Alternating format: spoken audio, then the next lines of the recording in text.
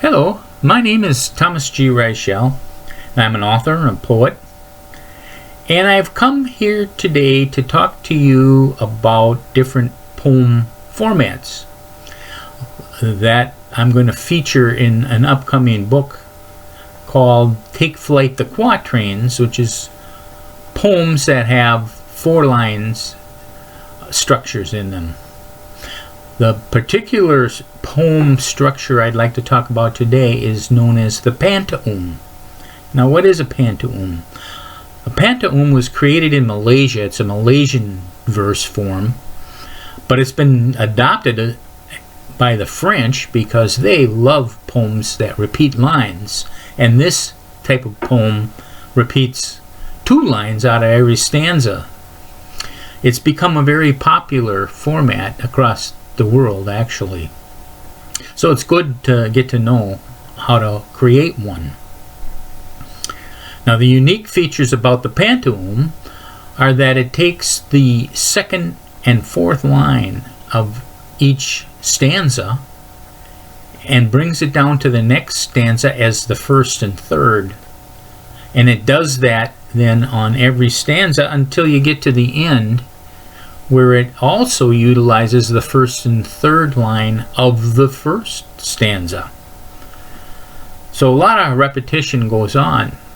But as this ripple effect happens on the repeated lines, the character of the line, even though the words are identical, the character changes from line to line, and that creates the intrinsic beauty of this type of poetry.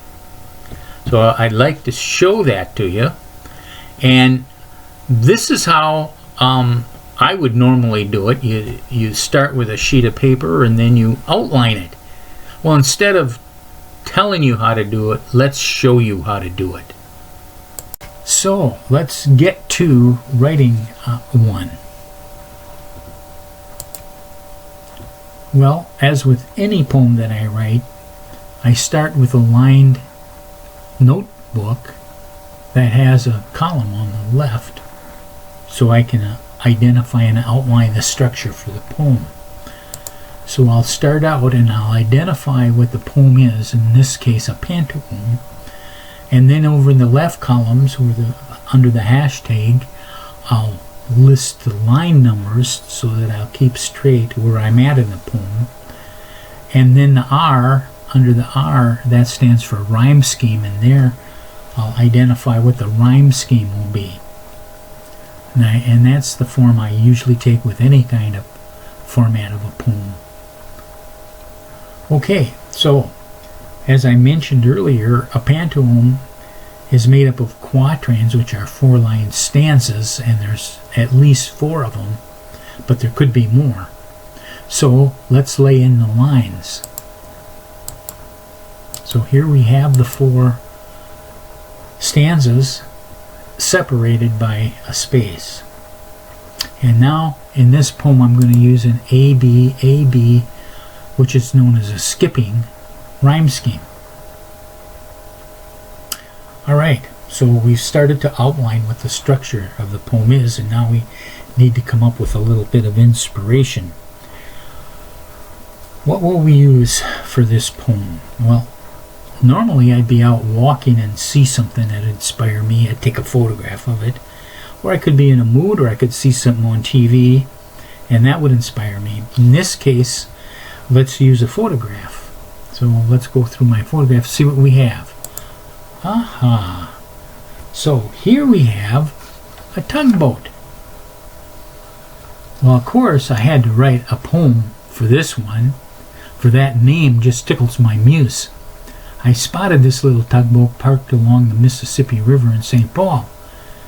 I've seen it pushing huge strings of barges, although this day it was sitting idle and parked along the pier next to the Jonathan Paddleford.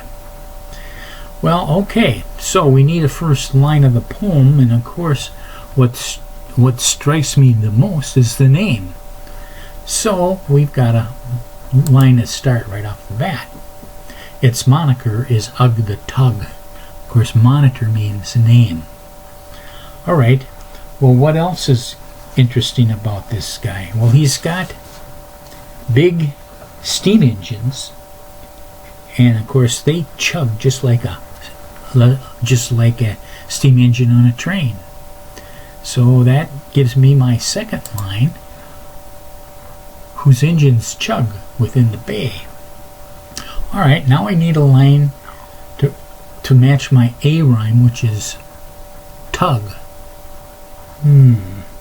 Well, I already mentioned he chugs, and lug matches with chug, so chug a lug. His whistle blows, he'll chug a lug. Okay, now I need the last line to rhyme with bay, the B rhyme. Well, there's several choices, but I think I'm going to use way, because he pushes stuff down the way. So, to push the barges down the way. Okay, so now we have our first stanza, and we do a number of things with that first stanza. As I already mentioned, we use the second and fourth line down below. So let's start putting those in there. Alright. Well, alright, so we're starting the next stanza. And what do we need next? Well, we'll need a C rhyme to go with the A and the B rhyme.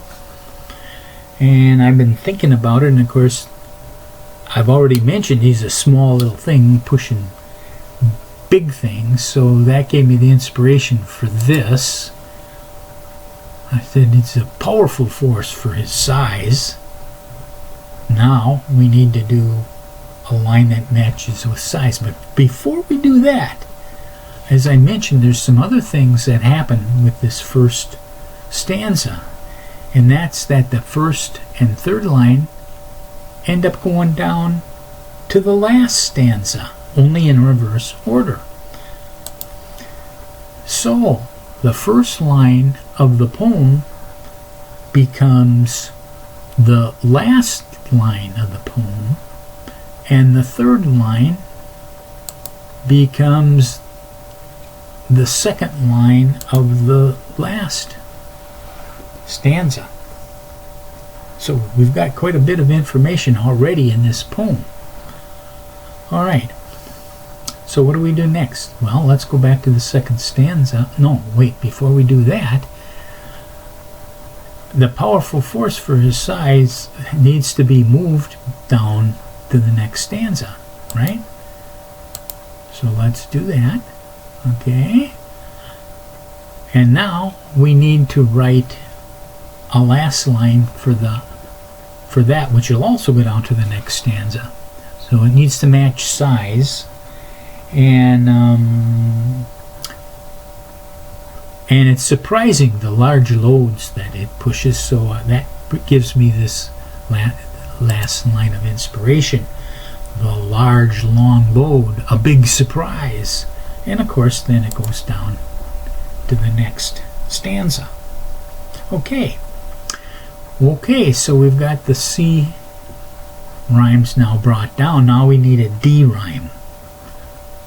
What else can we say about the guy?